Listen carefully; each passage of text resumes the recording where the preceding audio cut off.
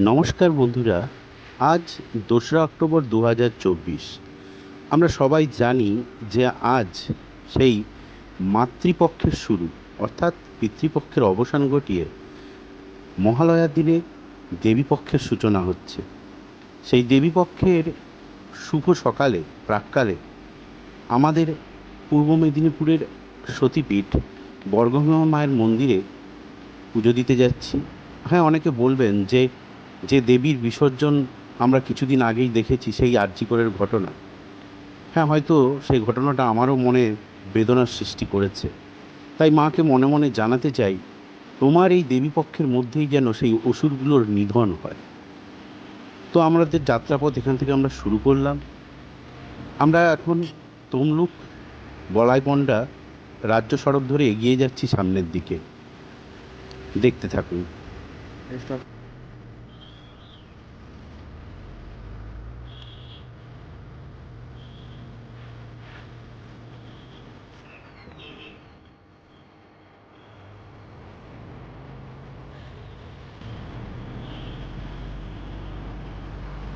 ঠিক তখন দুপুর 11টা। আমরা নিমতড়িটা ক্রস করে তমলুকের দিকে এগিয়ে যাচ্ছি।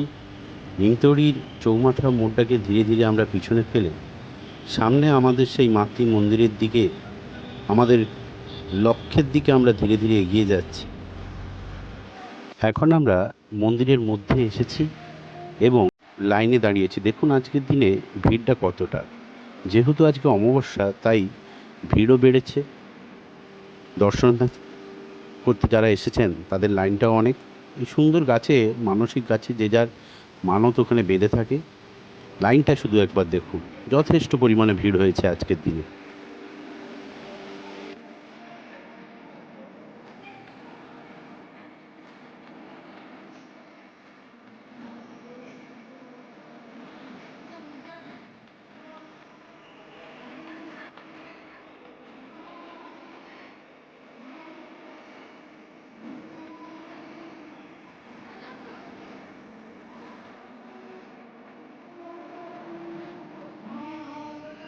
এখন একদম আমরা মন্দিরের ভেতরে ঢুকেছি। পুজো এবার দেব। দেখছেন আমার সামনে অনেকেই পুজো দেওয়ার জন্য দাঁড়িয়ে আছে, কেউ কেউ প্রণামও করছে।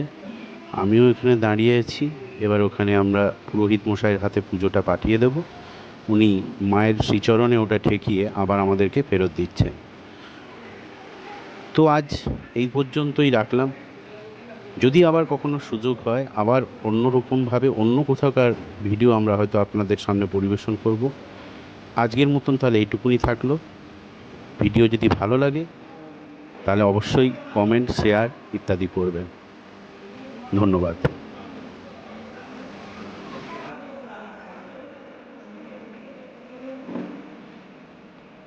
কেউ ছবি তুলবে না, কেটে দিয়ে কেউ কেটে